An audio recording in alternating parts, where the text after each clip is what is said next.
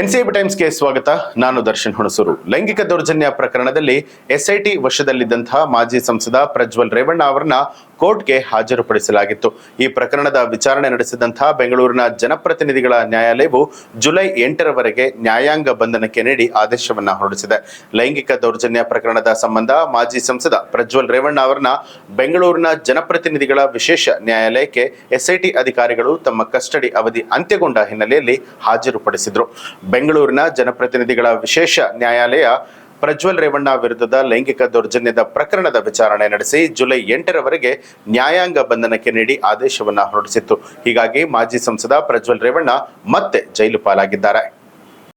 ಇದು ಈ ಹೊತ್ತಿನ ಪ್ರಮುಖ ಸುದ್ದಿ. ಮತ್ತಷ್ಟು ವಿಶೇಷ ಸುದ್ದಿಗಳಿಗಾಗಿ ನೋಡ್ತಾ ಇರಿ ಎನ್ಸಿಬಿ ಟೈಮ್ಸ್, ಅಪರಾಧ ಮುಕ್ತ ರಾಷ್ಟ್ರಕ್ಕಾಗಿ.